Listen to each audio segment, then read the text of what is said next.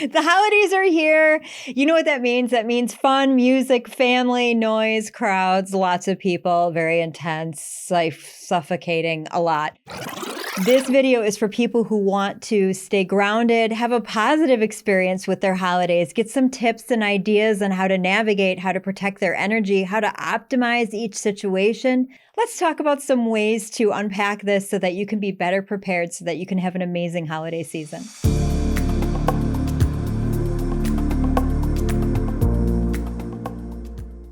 How to navigate holiday stress when you're an empath. This is tricky. It's a big subject and it's really, really important. I actually wrote a training on it about 10 years ago, an empath survival guide. So to be an empath, just a recap of what that is, that means that you feel other people's feelings. So if somebody's angry, you might feel yourself getting angry. If somebody is sad, you might feel yourself getting sad. Empaths really struggle with looking at graphic visuals like animals being hurt or people in pain. It's really, really hard for an empath to be around that. Probably the biggest challenge for empaths is that they have trouble saying no. I just updated that online training, and I created a meditation of intention for empaths in that training. And I remember in that it says things like, it's okay to say no. It's okay to take space for myself. It's okay to prioritize my own feelings. And this is what the problem was with empaths, is that they feel everybody else. So with the holidays, it's sometimes really hard for an empath to say no. And one of the habits that I've noticed with a lot of my empaths is they tend to drink a lot to try to numb out, which is interesting because I'm an empath and alcohol has the opposite effect. I haven't drank in many years because it just makes everything louder, and I don't need anything any louder than it already is for me. So if you're struggling with this, be aware. What are your habits? What are you doing to try to deal? The most important thing that I can suggest is that you build each day around your self-care. So just like if you're trying to lose weight, you build your day around your workouts, you build your day around the food choices that you're going to have, the steps that you get in. If you're going to try to remain mentally balanced to navigate through holiday stress, you need to prioritize yourself and build your day around this. So what might that look like? Well, I'm going to share what I do and what's worked really, really well. Some backstory: I struggled with depression for very many years. I remember my first very dark thoughts were right around 9 years old. So I had really bad depression and I had a bumpy childhood. I think that's par for the course. I think most of us healers have had some pain, but I was the fat kid in school. And I didn't have a lot of friends, and I was ADHD, and I was awkward, and home was pretty rough and a lot of yelling. And so I wasn't a happy kid. So my coping mechanism was sugar.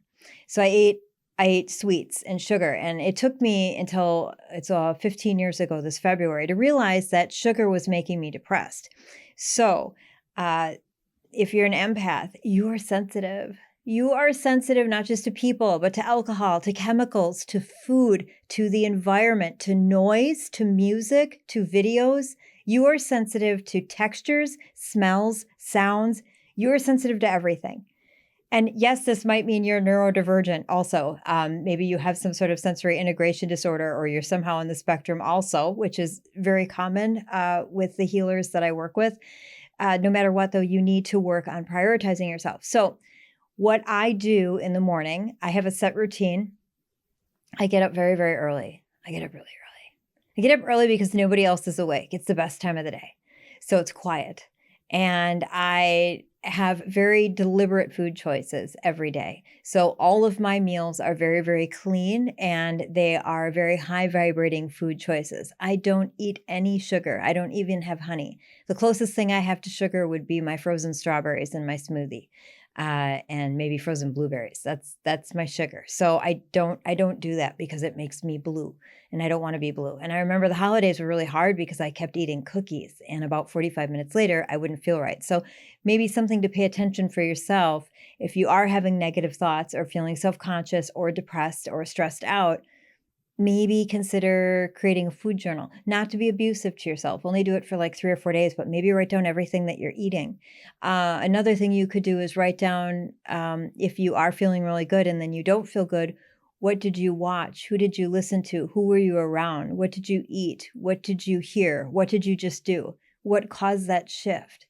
Only you know. And if you can track yourself, you'll get some evidence, and then maybe you can make some changes.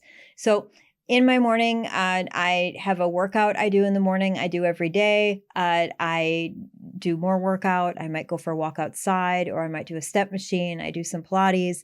I'm very systemized about taking care of myself in that regimen first, and then I start my day. And I have lots of breaks throughout my day. So I have a client, and then I have a good hour break in between so that I can recover, I can get something to eat, I can get something to drink, and I take care of myself. I journal.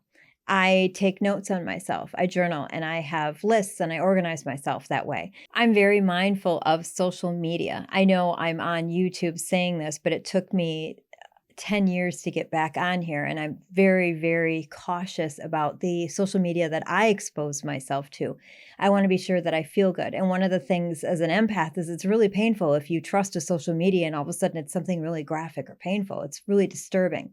There's a lacking of self-soothing skills with empaths. It's hard for us to shake off a feeling. It's one thing to look up to see something, but an empath feels it like 4D. They feel it, smell it, see it, know it, become it, and it's all through them. And it's hard to shake that. This is why it's really important for empaths to learn how to protect themselves with a protective bubble, which leads me to the next thing.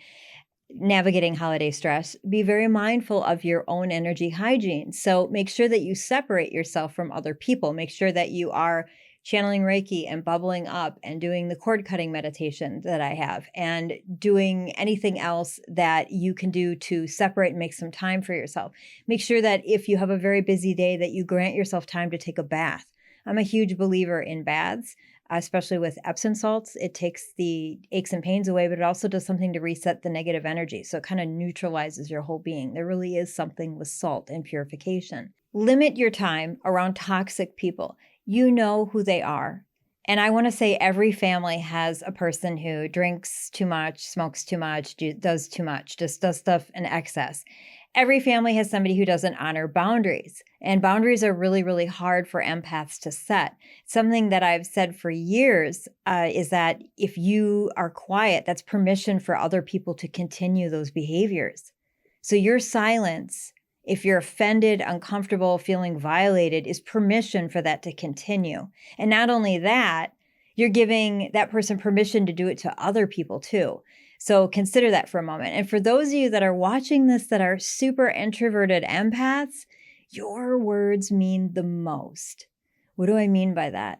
Well, people who are really loud, if they complain about something, it has an effect. But people who are really quiet and introverted, if they actually open their mouth and say something that isn't okay and that was a problem, other people listen.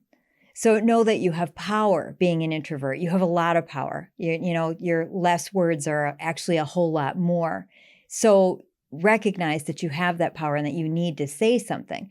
You are important. You are so important. You are the most important person in your world. No one is more important than you. You need to know that. And if you aren't 100%, if your cup isn't full, you cannot give you the best parts of you to the people who need it and deserve it the most. And you end up exhausting yourself with the people who don't deserve it and don't need it and won't respect it. So boundaries, boundaries, boundaries.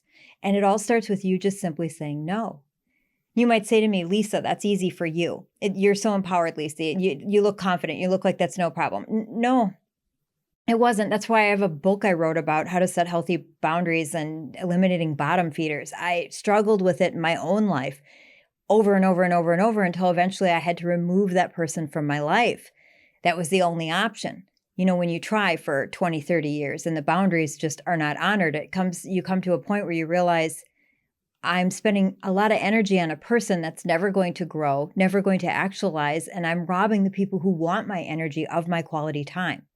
So that's a way to look at it. But it all starts with you.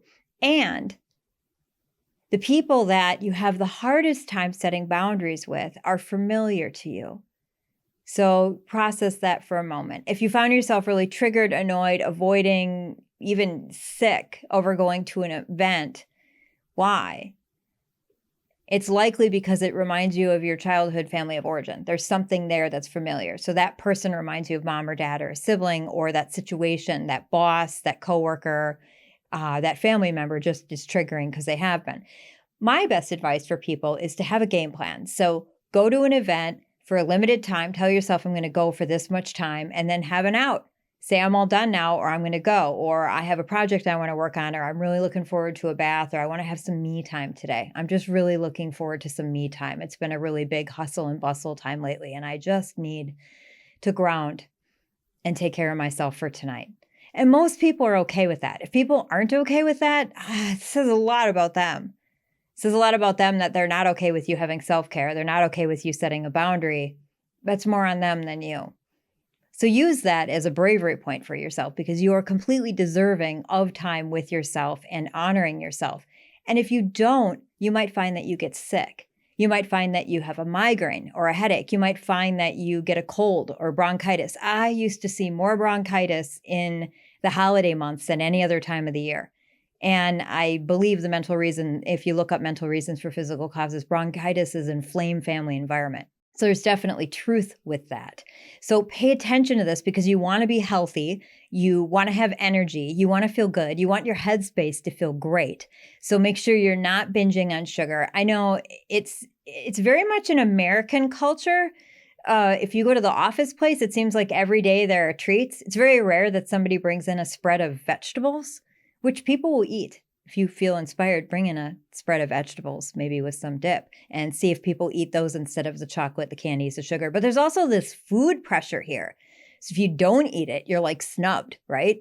So, and it's hard. I know, because I stopped eating sugar, and it is not popular because everybody else eats sugar. So I've gotten very good at cooking with non-sugar, monk fruit and other non-sweetener type stuff. But I just try not to have that, because that's not really good for me either.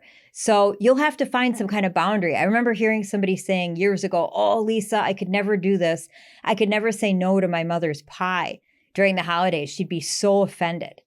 And this woman that told me was extremely overweight, struggled with her health, diabetes. And I thought, that's not healthy. You're struggling to stay alive. Maybe mom could make you a healthier choice instead of being personally offended. So it all starts with you. And I know that I think guilt is 1,000 times worse for empaths. I do. I think guilt is so hard. It's so hard to make yourself a priority. It's so hard for yourself to have a boundary. I will say that it's really important to set boundaries on the front end than at the end or in that situation.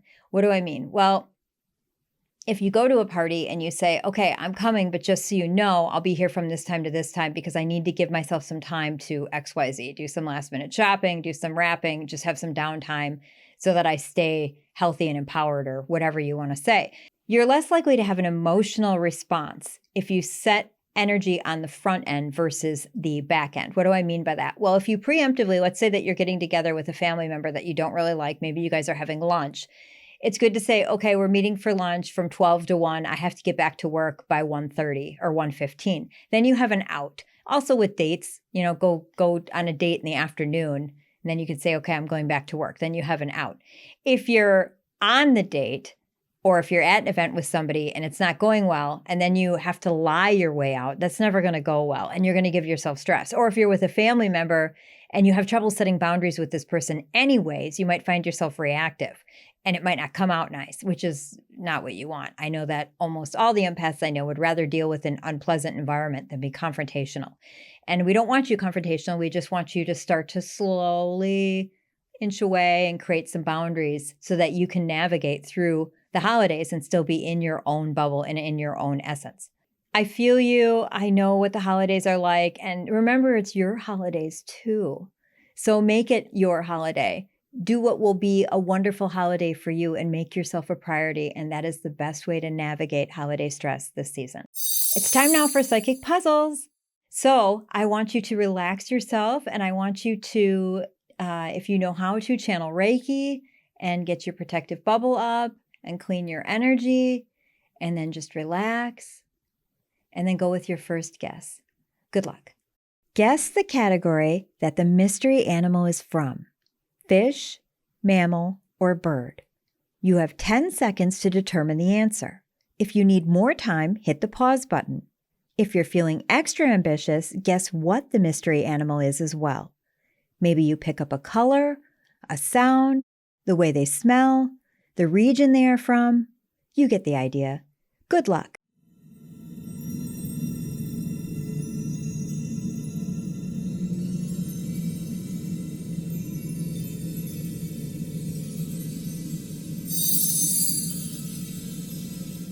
How did you do on the puzzle? Did you notice a feeling of knowingness with the correct answer? Great job for trying. Did you know this is a teachable skill? Through my online courses, live classes, and an online community, you'll find more psychic puzzles, helpful tips, and a safe space to practice and grow. You can find all information and links in the description below.